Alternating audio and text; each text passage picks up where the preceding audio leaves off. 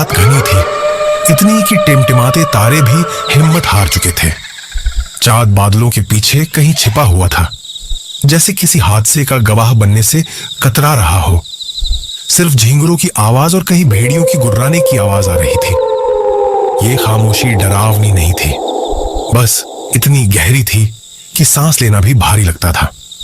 गांव में चारों ओर सन्नाटा पसरा था। हर घर की रोशनी कब की बुझ चुकी थी।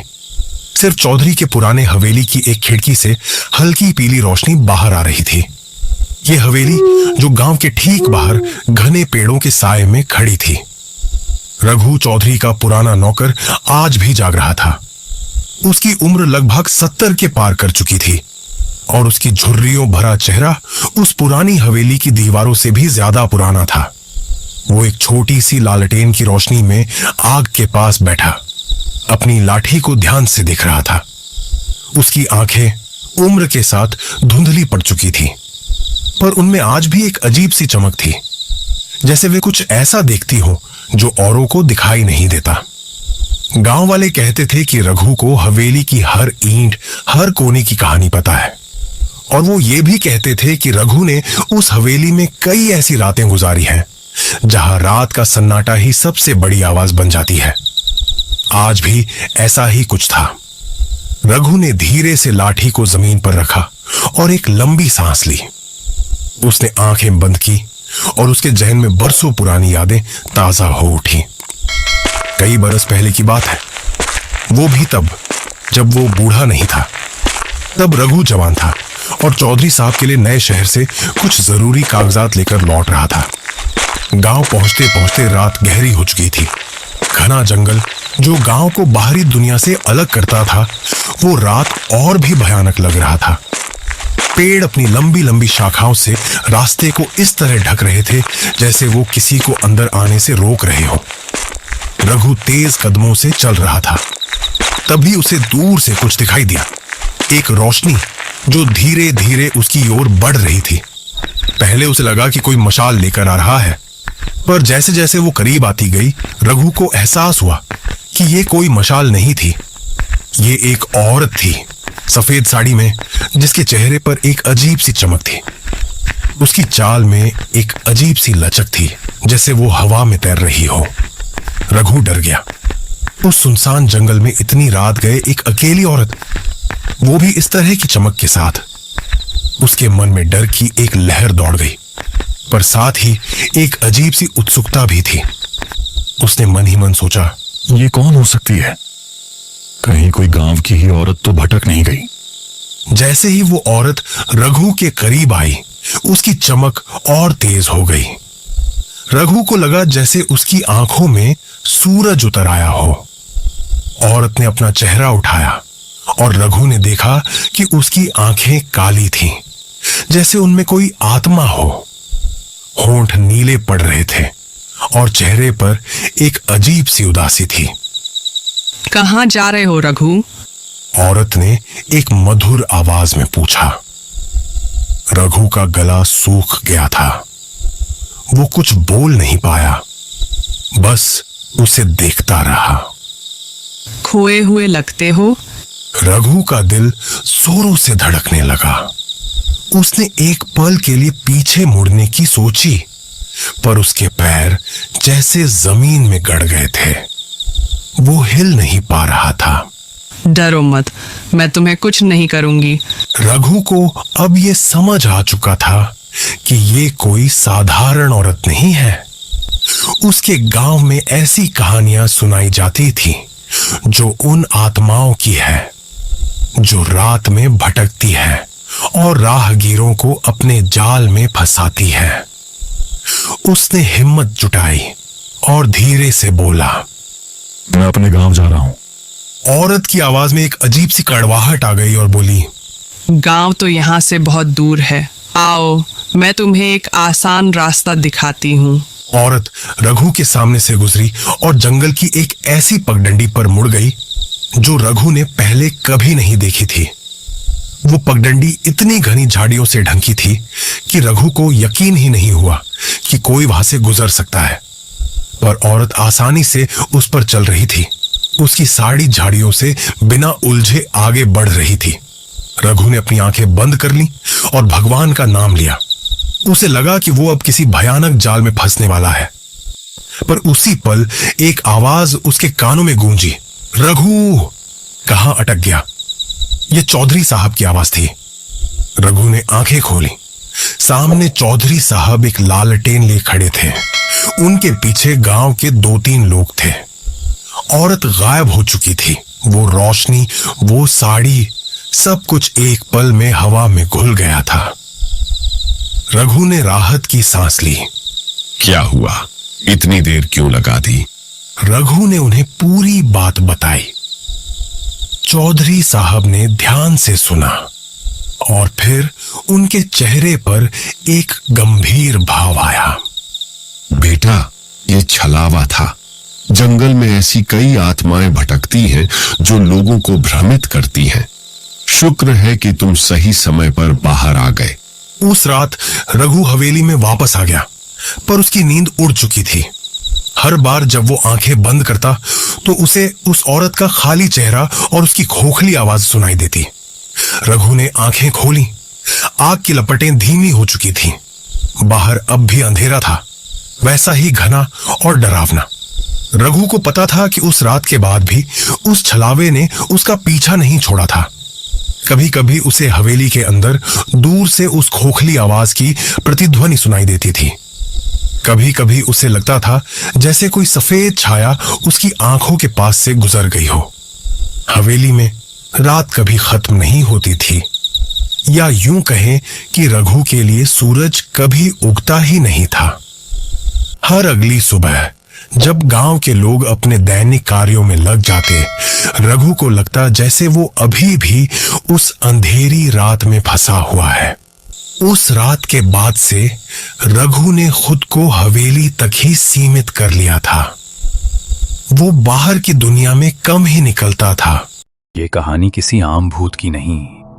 ये कहानी है एक शांत दिखने वाले उस तालाब की, जो अपने अंदर एक डरावना रहस्य छुपाए बैठा है। रवि जब बहुत छोटा था, तभी उसके माता पिता एक सड़क हादसे में तालाब के किनारे ही मारे गए थे। तब से उसकी दादी ही उसका पालन पोषण कर रही हैं। रवि उन्हें प्यार से अम्मा कहता है। एक दिन रवि अपनी अम्मा के साथ तालाब के पास से गुजर रहा था, तभी उसे एक अजीब सी आवाज सुनाई दी। रवि, मेरे पास आओ। उसने साफ महसूस किया जैसे कोई उसे बुला रहा हो। वो डर गया। कौन है? किसने मेरा नाम लिया? मैंने कुछ सुना था, कोई तो था बाहर। वो डर गया, मगर अम्मा ने कहा, रवि, इस तालाब के पास कभी मत आना। दोनों तेजी से वहां से निकल गए। उस रात जब दोनों घर लौटे तो अम्मा तो गहरी नींद में सो गईं, मगर रवि की नींद जैसे उड़ गई थी। उसके कानों में वही आवाज गूंज रही थी, रवि बेटा। वो बिस्तर से उठा, धीरे से खिड़की खोली और बाहर झांकने लगा। सोचने लगा, क्या मुझे वहां जाकर देखना चाहिए? और फिर अम्मा को बिना बताए वो घर से निकल पड़ा। ने सबसे छुपकर एक दिया जलाया और चुपचाप तालाब की ओर बढ़ गया। के पास पहुंचा, उसने पानी में कुछ देखा। है तू यहाँ? तुझे किसी ने बुलाया नहीं? मैं अब अकेली नहीं रहना चाहती। तेरा इंतजार था मुझे। तू भाग नहीं पाएगा अब, देर हो चुकी है। मुझे बस मुक्ति चाहिए। कोई मुझे जलाओ। तू मेरी कहानी जान चुका है। नहीं, अब नहीं, सब मत आओ खत्म। पास। सुबह रवि वहां नहीं था, सिर्फ उसका एक जूता था और उसकी अम्मा की चीख जो अब भी तालाब के किनारे गूंजती है। तब से हर रात उस तालाब में एक दिया जलता है और अगर तुम ध्यान से देखो तो पानी में एक चेहरा दिखाई देता है, रवि का।